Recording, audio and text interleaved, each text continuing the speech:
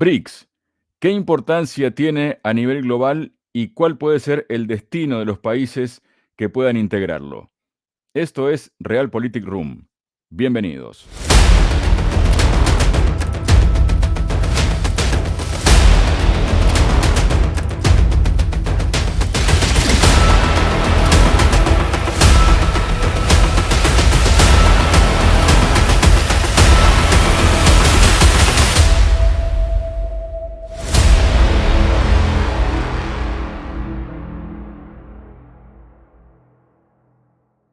Hola, bienvenidos a otro episodio de Realpolitik Room y tal como anticipaba en la presentación del programa, vamos a hablar sobre el tema de los BRICS, pero también vamos a puntualizar en alguna región. Para ello me acompaña el día de hoy el presidente de la consultora de CAI Center, Adrián Celaya. Adrián, bienvenido a Realpolitik Room. ¿Cómo estás? Hola Javier, encantado de estar con vosotros, por supuesto. Bueno, Adrián, se viene hablando muchísimo ya del BRICS o de los BRICS, como quieran decirle, ¿no? El tema de las monedas que empezarán a usar para su propio comercio, la cantidad de países que se quieren sumar a este proyecto y además la posible creación de una moneda común. Em, ¿Qué impacto empieza a tener esto en el mundo y qué impacto puede tener en los países que, no ya en los que lo integran, sino en los que puedan tener posibilidad de integrarlos? Adrián. Sí, vamos a ver, el fenómeno BRICS o el término BRICS se ha ido convirtiendo progresivamente, vamos a decir, en el reflejo concreto, simbólico de lo que es, vamos a decir, ese mundo emergente, ¿no? El mundo de los países emergentes, ¿no?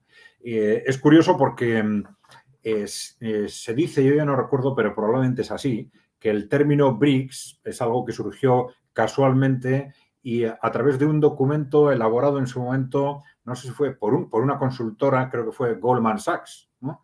En la que haciendo análisis macroeconómicos de economía internacional, pues apuntaban como junto a, bueno, al análisis de los países occidentales por un lado y los países no desarrollados por el otro, pues había una serie de países que estaban teniendo unas economías emergentes, le llamaban así, y que los denominaron BRICS, destacaron ellos mismos, pues bueno, el caso les llamaron BRIC, creo que en primer lugar, ¿no? De Brasil, India, China y Rusia, ¿no?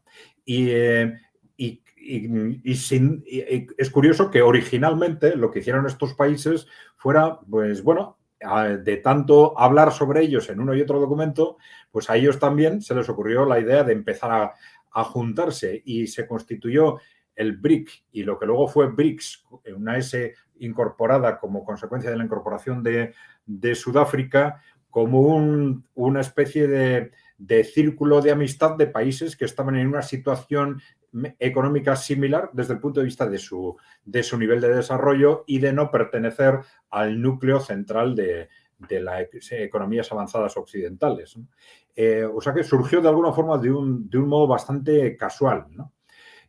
Sin embargo, claro, a medida que ha ido pasando el tiempo, se ha ido de alguna forma polarizando el mundo en base a un desarrollo creciente de los países emergentes, un desarrollo económico, ¿no? Pero también en base a un creciente peso político e incluso militar de estos países frente a Occidente. Y a la hora de buscar cuál es la articulación de ese mundo emergente, pues bueno, nos encontramos con países independientes como Rusia o como China fundamentalmente, y con una articulación que es la de los BRICS, ¿eh? En principio con finalidades estrictamente económicas, y en paralelo ha ido surgiendo la SCO, ¿no? La Organización para la Cooperación de Shanghái, ¿no? Con finalidades más que de defensa, yo diría de seguridad, en principio, pero últimamente también entrando en algunas cuestiones económicas, ¿no? Pero bueno, el BRICS se ha mantenido como la referencia fundamental cuando hacemos referencia económicamente a ese mundo emergente, ¿no? Y el cambio de los últimos, digamos, 2 años, fundamentalmente, ha sido lo que se ha venido a denominar el concepto de BRICS Plus, ¿no? BRICS Plus que sería el nuevo BRICS que quedaría constituido a partir de las nuevas incorporaciones que están en camino, ¿no? Claro, lo que ha sucedido es que en los últimos años ha habido una creciente influencia de estos países, de Rusia y China fundamentalmente, pero también del conjunto de ese núcleo BRICS, que ha hecho que las adhesiones para incorporarse tanto a la Organización de Cooperación de Shanghái como a los propios BRICS, pues se hayan multiplicado. Pero además ese número creciente de incorporaciones se ha multiplicado efectivamente a raíz de lo que sucedió el año pasado, porque esto ha sido quizás una de las mayores sorpresas, por lo menos para nosotros, del año 2022, ¿no? Porque el que se avecinaba un conflicto del mundo emergente y fundamentalmente de Rusia y China con Occidente era algo bastante claro desde el punto de vista económico, desde el punto de vista político e incluso desde el punto de vista militar, teniendo en cuenta lo que estaba sucediendo fundamentalmente en el este de Europa con la ampliación de la OTAN, el golpe de Estado en Ucrania en 2014, las crecientes amenazas contra Rusia, se veía que eso en cualquier momento podía estallar. Y ese estallido ha sucedido efectivamente en 2022. Pero lo que resultaba mucho más difícil de prever era que a raíz de ese estallido, entre los países emergentes y Occidente, se iba a producir un posicionamiento masivo del conjunto de los países emergentes, del conjunto de Asia y del conjunto de los países en desarrollo hacia ese bloque emergente, ¿no? Y esto para nosotros ha sido quizás la sorpresa fundamental del año pasado desde el punto de vista geopolítico.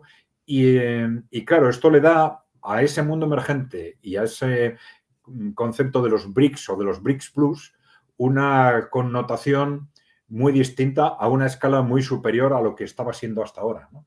Es decir, se está convirtiendo en el polo de referencia más claro, que algunos dicen el polo anticorporativo, ¿no? Frente a las corporaciones occidentales, o el polo al final del resto del mundo frente a Occidente, ¿no?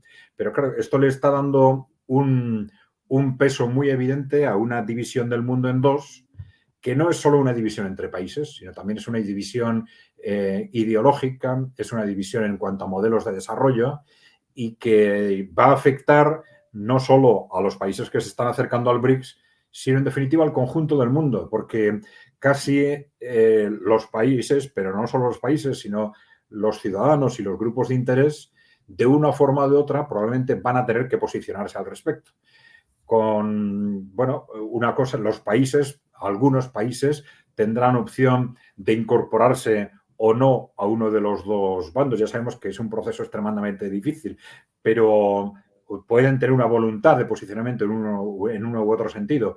Pero es que esto va a llevar también a que los grupos de interés, los grupos ideológicos, cada uno de los ciudadanos, al final se sitúe desde una perspectiva personal y desde una perspectiva conceptual o ideológica ante los dos bloques y realice su opción. Por lo menos a la hora de, aunque no tenga consecuencias prácticas, a la hora de emitir o posicionarse con respecto a cuál de los dos bloques es, vamos a decir, preferible desde el punto de vista del futuro de la humanidad, ¿no? Adrián, acaba de decir, ¿no?, una cuestión de temas conceptuales, ¿no? Hay una diferencia conceptual entre lo que es el G7, ¿no?, que es más como elitista, por decirlo de algún modo, ¿no?, donde supuestamente están las 7 mayores economías del mundo, donde la realidad indica que no están así, ¿no? Y por otro lado, la conformación del BRICS, que tiene una génesis que, tal como tú lo explicabas, es bastante distinta y lo que hace o permite, se podría decir, que otros países se puedan sumar y que puedan ser recibidos desde los fundadores del BRICS, ¿no? Eso centra una importancia fundamental porque además hay países que quedan como en un limbo, pero hay países o hay regiones que sueñan, ¿no?, con algo que tal vez pueda ser posible y que pueda, digamos, hacer que su economía aflore o cambie, ¿no? Hay países tal vez como España, voy a dar un ejemplo, que probablemente nunca esté en el G7, pero probablemente tampoco por una cuestión política esté en el BRICS. Pero por ahí surgen ideas desde el País Vasco, Adrián. Sí, vamos a ver. Efectivamente, es un tema que va a ser muy complicado, especialmente durante los próximos años, porque estamos hablando ante una crisis civilizatoria desde el punto de vista de Occidente. Cuando analizamos la geopolítica, nosotros solemos decir que se habla demasiado de países, cuando muchas veces detrás de los posicionamientos de los países hay grupos de interés, y sin analizar cuáles son los intereses de esos grupos de interés, es muy difícil entender por qué los países se posicionan de una u otra forma, ¿no? Pero, de cualquier forma, estamos hablando de un Occidente que no solo tiene sus intereses como tal Occidente, sino que responde a los intereses fundamentalmente de las grandes corporaciones occidentales que han dominado no solo Occidente, sino el conjunto del mundo hasta hace muy poco. Por otro lado, tenemos unas estrategias claramente anticorporativas frente a esas corporaciones occidentales en países como China o como Rusia, que se han ido clarificando durante las últimas 2 décadas.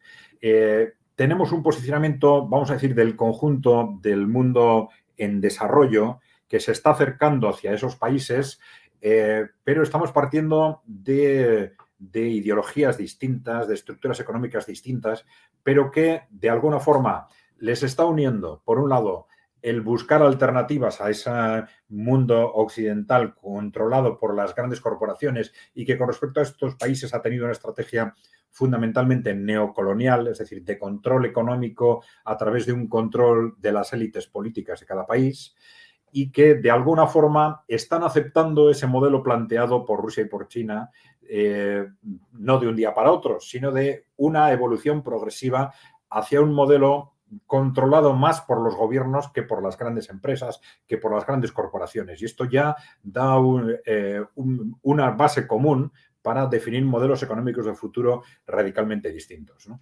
Bueno, ¿qué pasa con los países en desarrollo? Pues que efectivamente, como tú has comentado, hay algunos que están en el G7 como tal, otros que están fuera del G7, pero todos ellos están o bien dentro de las estructuras como la OTAN o como la Unión Europea, que están muy atadas desde el punto de vista de los intereses de estas grandes corporaciones y que, por lo tanto, hace muy difícil que se despeguen, por lo menos mientras la situación actual se mantenga, ¿no? Se despeguen de ese bloque, ¿no? Por mucho que piensen desde una perspectiva personal o de grupos de interés o de grupos de opinión, que seguramente el futuro planteado por el modelo emergente es un futuro más razonable, que apuesta más por la economía real, más por los ciudadanos que por los intereses de las corporaciones, etcétera, ¿no?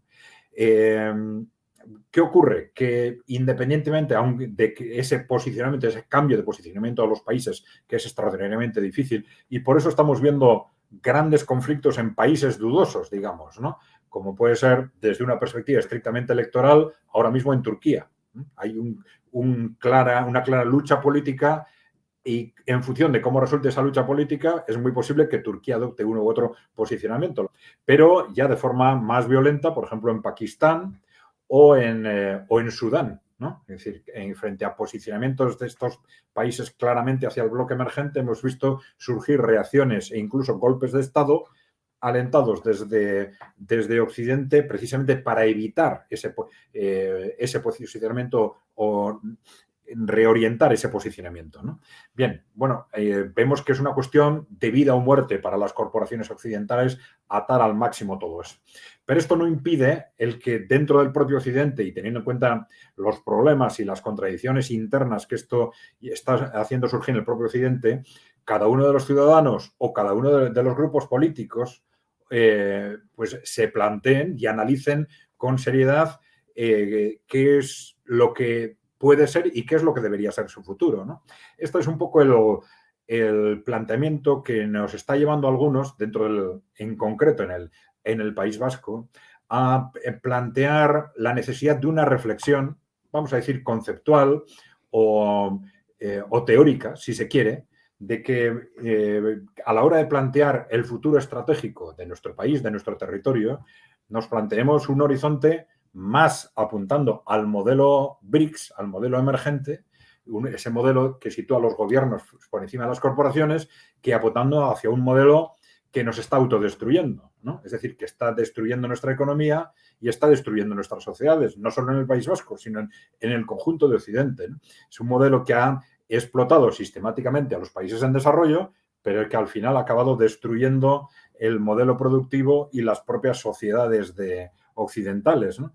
Entonces, ante esta situación, se trata de apuntar hacia mecanismos, pues digamos, que nos permitan por lo menos empezar a pensar en un futuro alternativo, ¿no?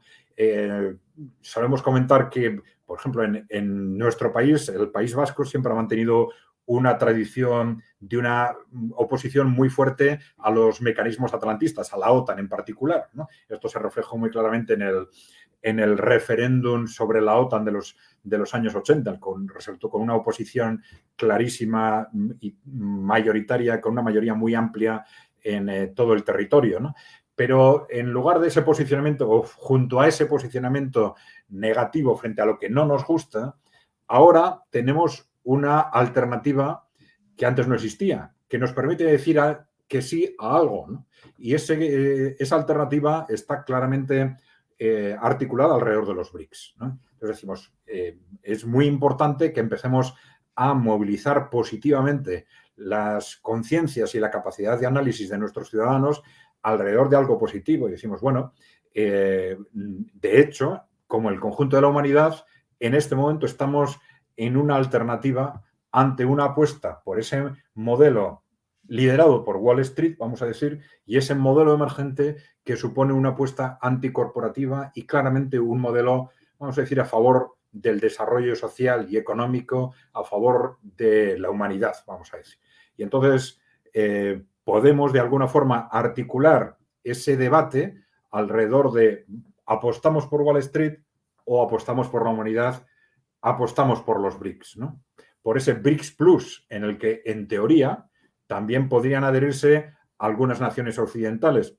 Hemos visto cómo algunos países europeos han dado paso, por ejemplo, para una interrelación estratégica con China, como Italia o Portugal. Ahora hay unas presiones tremendas alrededor de este tema y vemos cómo Italia está vacilante, algunos han dicho que van a dar marcha atrás a ese posicionamiento, pero bueno, vemos que es algo que conceptualmente podemos plantear y que ahora que a lo mejor algo que ahora es imposible o inviable, lo es dentro de 2 años, porque no sabemos este contexto geopolítico que está cambiando tan rápidamente, no sabemos cómo va a cambiar en el futuro. Pero sí es muy importante tener en cuenta lo que es posible ahora mismo, lo que es viable políticamente ahora mismo, pero también lo que es deseable, ¿no? Y vamos a analizar lo que es deseable, lo que sería teóricamente deseable, y luego ya veremos cómo se puede o no hacer efectivo en la práctica.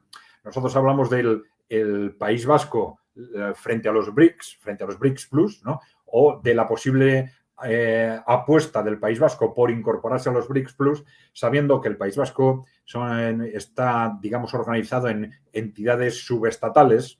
El BRICS Plus no está pensado para entidades subestatales, aunque no creo que no tienen muy normativizado quién o qué requisitos hay que cumplir o no para incorporarse, ¿no?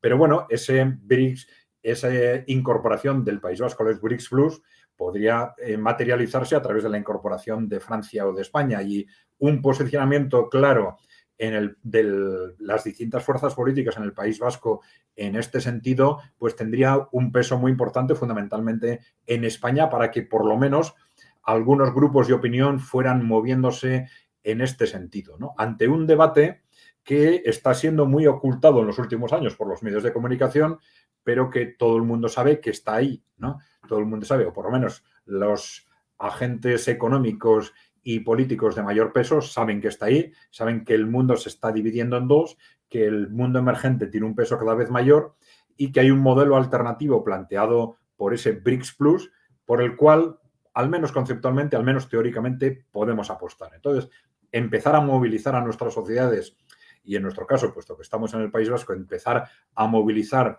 a los agentes, primero a las personas, a los analistas, ¿no? En esta dirección creemos que puede ser muy importante porque efectivamente el País Vasco es una entidad subestatal, pero bueno, también hemos apostado muchas veces, digamos, por ese no a la OTAN, sabiendo que tampoco depende del País Vasco el que estemos, de decisiones nuestras, el que estemos dentro o fuera de la OTAN, que tendrían que ser Francia o España los que optaran en su caso por salirse. Eso no nos ha impedido apostar constantemente por esa no a la OTAN. Pues bueno, pues por la misma razón podemos apostar por el sí a los BRICS o al sí al BRICS Plus, aun sabiendo que un posible ingreso teórico a los BRICS, a ese BRICS Plus, tendría que ser una decisión en su caso o de Francia o de España, ¿no?